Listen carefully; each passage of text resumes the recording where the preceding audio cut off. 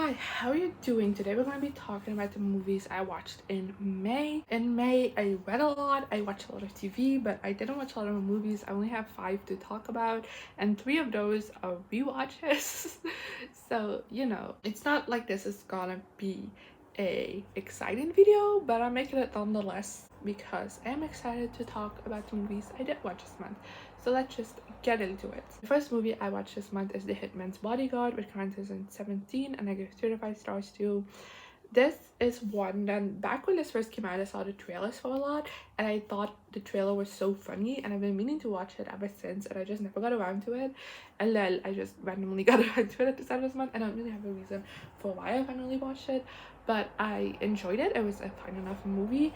I just don't think it's very standout or special. Like now at the end of the month, I barely remember anything about it. I am intrigued enough to check out the sequel someday, but I'm also not that intrigued to hurry to do that, you know.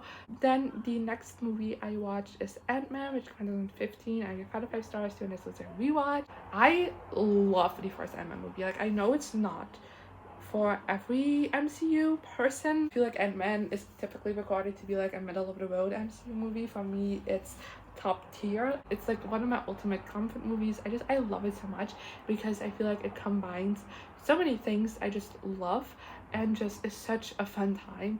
And this rewatch was just as much as it I liked as the others that I've had in the past. And then next I watched Ant-Man and the Wasp, which came out in 2018, and I give 2 to 5 stars to. Again, this was a rewatch. The first time that I watched this, I wasn't a big fan of it. I feel like that's common with this movie, that a lot of people don't like it that much.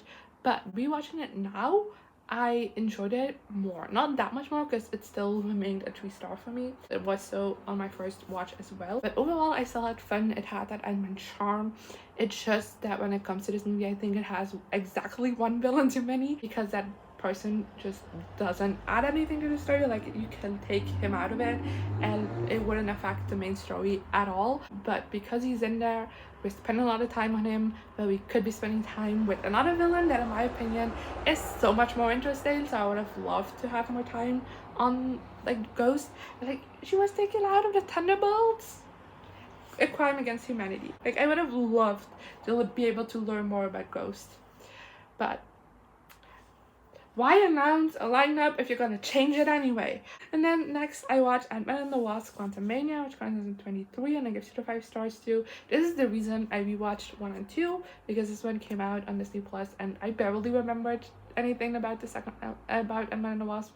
So I wanted to rewatch that, and then Ant-Man is like one of my favorite MCU movies. I'll always look for an excuse to rewatch that. So just rewatch the first 2 to be able to watch this. And I didn't like this movie for the main reason to me, because it didn't feel like an Ant-Man movie. Like, nothing about this felt like an Ant-Man movie. I mean, like, it is, but like, it doesn't have those key elements of an Ant-Man movie to me.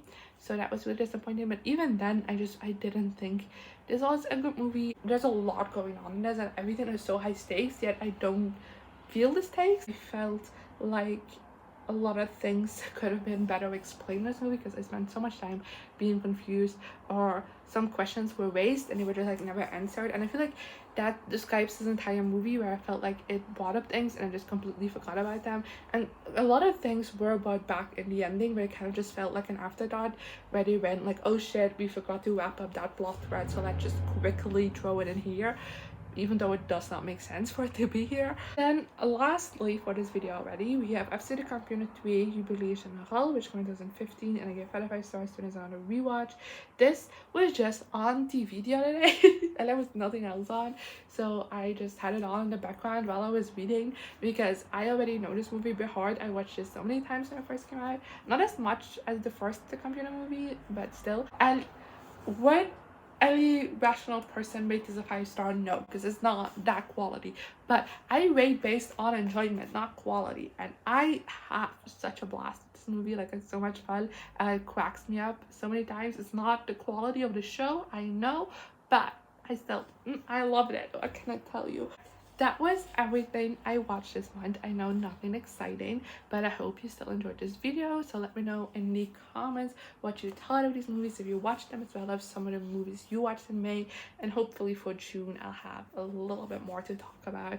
But I'll see you then. Here I am again, the same old situation. Why does the God thing have to be so complicated? Should've